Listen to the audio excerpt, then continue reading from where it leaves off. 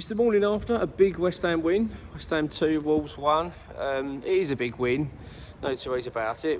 We needed the 3 points against a team that were obviously struggling. But I'm going to be honest, I think we were very, very lucky. I think Lopetegui is very, very lucky.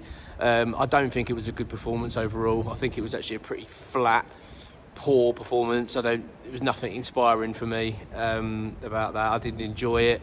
Apart from good goal from Bowen and even Souček was a good goal, and those sort of moments and a tribute to Antonio and things like that were special. But the overall performance for me was really dire. I was really, really unimpressed against a really crappy Wolves side, and I just feel like we got away with it. We really got away with that one. You've only got to look at the decisions. I think the first goal for us, which was a corner. I just want to talk about our corners, by the way. The corners were diabolical last night. We were playing these short corners. I mean, what does Lopetegui and that lot do at training? Like, I really would love to just know what they do, because it looks like they do absolute jack shit.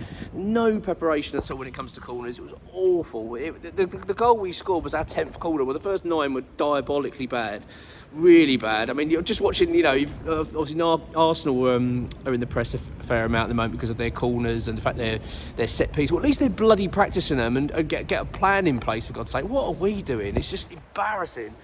I mean, I'm actually a West Ham win, and I'm just still annoyed. I'm just still so annoyed with the way we're condoning ourselves in this club. It's just, oh God. Anyway, yeah, the goal we scored, which was from a corner, it was our 10th corner. Thomas Souček, great header, by the way, really good header, looping header. It was very good, but it wasn't a corner. It was a goal kick. It came off Wan-Bissaka. So I really do feel for Wolves in that regard. I can understand why they were really angry about it. Wolves then come back and equalised through Doherty. We responded pretty quickly. Bowen scored a fantastic goal. It really was a stunning finish from Bowen. He was outstanding, to be fair, by far the man of the match for me. Really, really sort of inspiring performance from him in terms of his captaincy as well, which is it was just great. Really, really big for him. He really seemed to step up, and he had got into a bit of a tussle at the end as well with Lamina.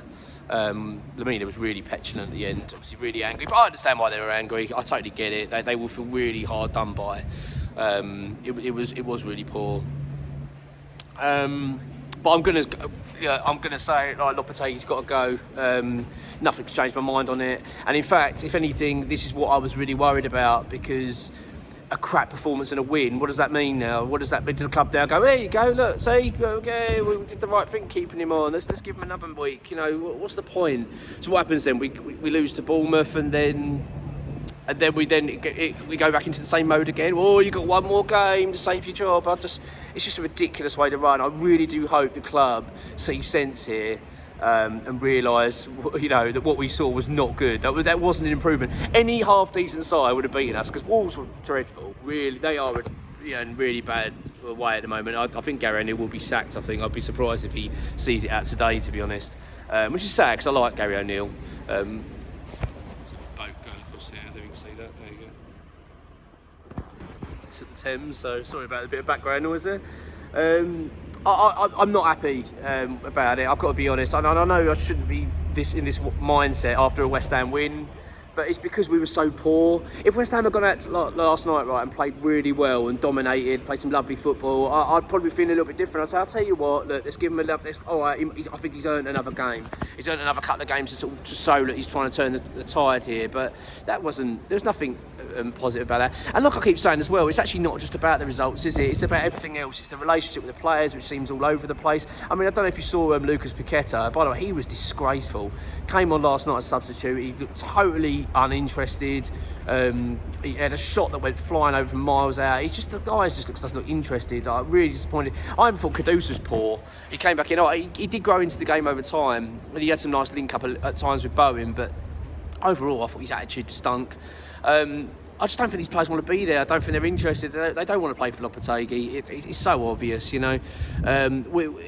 It was bad. I'm not going to try and dress it up. I really don't want to sit here and say, "Oh, brilliant, West Ham won. I'm thrilled. I'm over the moon about it." I'm really not. I really have. My mind is firmly made up on Lopetegui.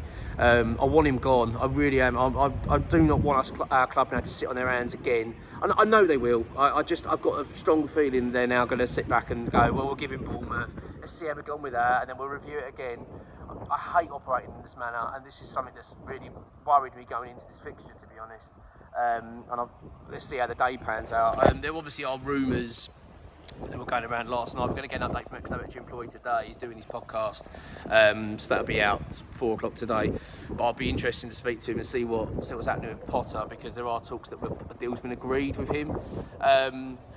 I've actually warmed to Potter. I said it in a video yesterday. I'm more warming to that idea. I feel like at least we get a manager that's got a pretty decent record, and I just feel like he'll get a better tune out of these players. I really do. I really do not want the club to sit on this, because I'm also worried as well now the fact that Wolves will most likely part ways with Gary O'Neill, and then what happens if they go and get Potter? Then what are we going to do? You know, then we're back to square one. We're then going to scrape around trying to find who we're going to go for. I'm just fed up with it. Do you know what I mean? I really don't want the club to take that performance and result and see it as a positive, because it wasn't. The result, okay, 3 points obviously is positive, and we needed it. And it's ridiculous to think that we're 1 point behind Man United and 2 behind Spurs and Newcastle. How has that happened? It shows how bad they have been this season. Christ almighty, because we have been an absolute dog, and if we're that close to them, that's alarming. Yeah, so let's see how the day pans out. I mean, as I say, I'm really hoping that last night does nothing to help Lopetegui. I feel like it will. I feel like with our owners, it probably will. They will see it as an opportunity now to kick the can again, and I really hope that isn't the case. But look, I don't want to be too down about it. We did win. It's 3 points, and we needed it, and it gives us a bit of breathing space now in terms of the bottom sides and us. And it also, I'll tell you one thing it did do. It kind of did reassure me that we won't get relegated this season, because I think even against crap sides we can beat them. Do you know what I mean? It's like against the crap sides, you think we probably will get a result. But yeah, still, as far as I'm concerned, yes, it's a win, but Lopetegui, oh my word, he has to go. Come on, you Irons.